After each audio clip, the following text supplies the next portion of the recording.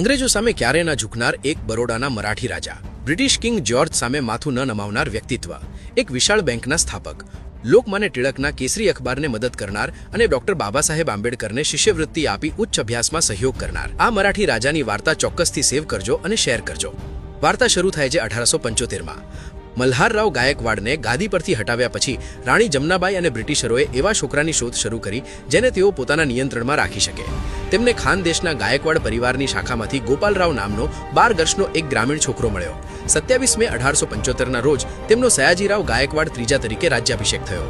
બ્રિટિશરોને લાગ્યું હતું કે તેઓ તેમના હાથની કઠપૂતળી બનશે, પરંતુ તેમનો આ અંદાજ ખોટો પડ્યો। રાજા તરીકે તેમણે વારંવાર બ્રિટિશ સત્તાને પડકાર આપ્યો।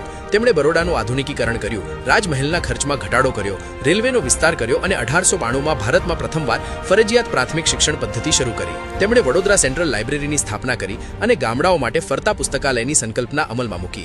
તેમના આ લાઇબ્રેરી મોડેલની પ્રશંસા લંડન અને રોમમાં પણ થઈ હતી। સયાજીરાવે અંગ્રેજો સામે હથિયારોથી યુદ્ધ ન કર્યું, પરંતુ સંસ્થાઓ, શિક્ષણ અને સ્વાભિમાન દ્વારા લડત આપી। 1911ના દિલ્હી દરબારમાં 3 વાર ઝૂકવાને બદલે તેઓ માત્ર એક જ વાર ઝૂક્યા અને પોતે કોણ છે તે આખી દુનિયાને સ્પષ્ટ કરી દીધું। તેમણે 24 વખત વિદેશ પ્રવાસ કર્યો અને લગભગ 22 વર્ષ ભારતની બહાર વિતાવ્યા।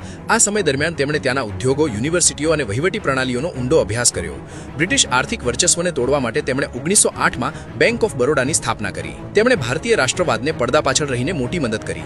લોકમાન્ય ટિળકના કેસરી અને ધમરાઠા અખબારોને તેમણે પીઠબળ આપ્યું। આ સાથે જ સૌથી મહત્વની વાત એ છે કે તેમણે doctor Baba Saheb આંબેડકરને Columbia university અને લંડનમાં ઉચ્ચ શિક્ષણ માટે શિષ્યવૃત્તિ આપીને અમૂલ્ય સહયોગ આપ્યો હતો। આ મહાન મરાઠા રાજાની અદ્ભુત વાર્તા તમને કેવી લાગી અમને ચોક્કસ જણાવો અને તમારા મિત્રો સાથે આ વિડીયો જરૂર શેર કરજો।